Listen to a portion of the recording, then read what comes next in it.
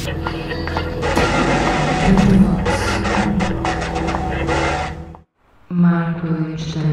born January 26, 1970. That is correct. I was born in New York, in Manhattan. My father, a German-American, and my mother, a Norwegian painter, actually. So, yeah, that's where it all began. 1988, started with a high school punk band.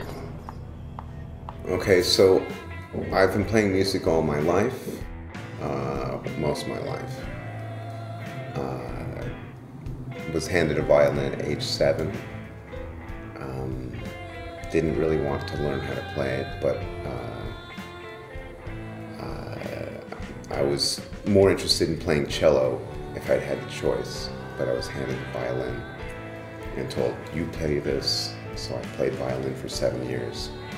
And then I put it down because somehow convinced my parents to get me a guitar. And I played guitar from age 14, 15. Took guitar lessons. And when I was 18, I auditioned as a singer for a punk goth band called Unified Division. 1994-2001, period for the clock. In 1997, I decided to start a band, and I put an ad in the Village Voice, and a Belgian guitar player living in Manhattan at the time answered my call, and I had this idea to start a band that was kind of based on gangland New York from the 19th century. And I was kind of fascinated with a criminal, a thug named Piker Ryan, who had been arrested with a price list. Punching $2, both eyes blacked $4, nose and jaw broke $10, eyes blacked out $15. Oh, I'm getting old, I can't remember all this stuff. Shot in leg or stabbed $25, doing the big job $100 an hour. And it was an excuse for me to sing in a band and get drunk at the same time. So I would drink whiskey and sing. And that's pretty much all I did.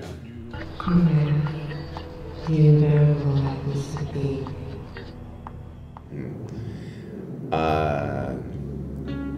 Yeah, I was a big Milan Kundera fan, as was a friend of mine, Eric, who's a piano player. And so we started a new band called Kundera, or we called it Kundera, Americanized. And it was a bit more sophisticated. So instead of drinking bourbon, I moved on to cognac. No, but I played guitar as well, so I had to be more controlled. And it became much more about the music and less about the theatrics of decadence and such nonsense. The book. I've loved Milan Kundera. The Unbearable Lightness of Being was a book that made a real impact on me because of its combination of fiction and philosophy. I'm a big Charles Bukowski fan. I actually prefer his prose to his poetry, just because it makes me laugh all the time. Raymond Carver, brilliant short story writer. James Joyce, read Ulysses twice. and I mean, there's plenty of else out there, but those are probably the big four that I could pull out of my head, which I don't have with me. Marriage, September 8, 2001. That's right, I was married once. That's kind of weird. That's a very strange story. I met a Norwegian woman when I was living in New York, and I was visiting Oslo, Norway, which is where my mother and her family is from. And I was visiting, and I met this girl, and we fell in love, and I lived in New York, and she lived in Oslo, and we did a back and forth thing, and then we figured, well, let's just get married, and it felt right. So she came to New York in the summer of 2001, and we got married in Central Park on the 8th of September 2001. And we had a reception, big party with bands on that same night. And then her family went home, and 3 days later, I was walking to work, and I saw a plane fly over me. And then I saw a lot of black smoke, and that was when everything turned around. So we moved to Europe 6 months later. We moved to Oslo, and the marriage fell apart, and I stuck it out for about 2 years, and then we split up. And I guess everyone thought I was going to move back to New York, but I decided to stay in Europe.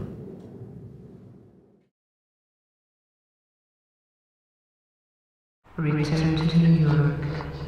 Nostalgia. Well, I've been living in Oslo since March 2002, and I've gone back to visit New York many times, probably 3 to 5 times a year. So I guess I should be paying my extra carbon tax.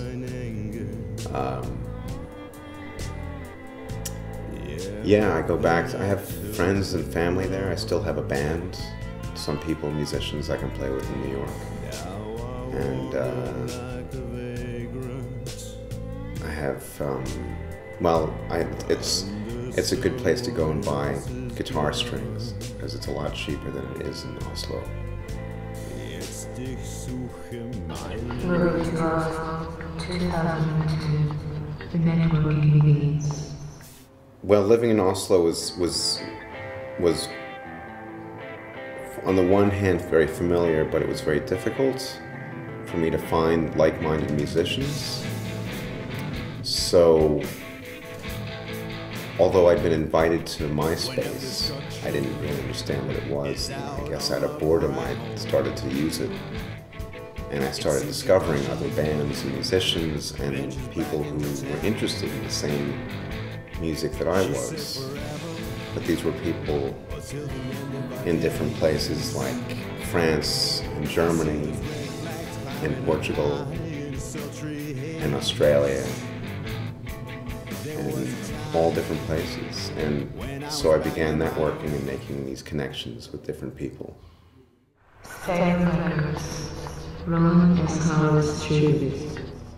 In 2006, I heard rumors about a French record label doing a tribute record to Roland S. Howard. The strange thing was that Roland was still alive, as far as I knew. But I got in touch with these guys, particularly this one Frenchman named Dimidero, who plays some pretty heavy music. Sometimes, Dimideroing, and asked them if they were looking for more musicians to contribute to the compilation. And initially they said no, but then they contacted me and said, we're actually making a double record. So if you want to send a song, you have to send it when we need it by Monday. The problem was it was Thursday, and I had nothing recorded. So I sat home, I recorded, and everything in my apartment, drums, bass, all of it, and tried to give it a live feel, and then I sent out a CD so they could have it by Monday. And then, that was when I found out that the record label was called Stagger Records. The funny thing is that my own little record label is called Stagger Home Records at the time. So I thought, oh, this is interesting. And then I pointed that out to them, and they acknowledged that, oh, they saw that I'd been doing Stagger Home for a long time, but kind of laughed. I said, you know what, who knows, we're doing the same kind of music. I'm in Oslo, you're in France, you're in Paris. Maybe we'll end up teaming up one day. Ha ha ha ha ha ha. And that's actually what happened. So I became a part of Stagger Records, and the Roland S. Howard tribute record was released, and then I put out my material through Stagger Records.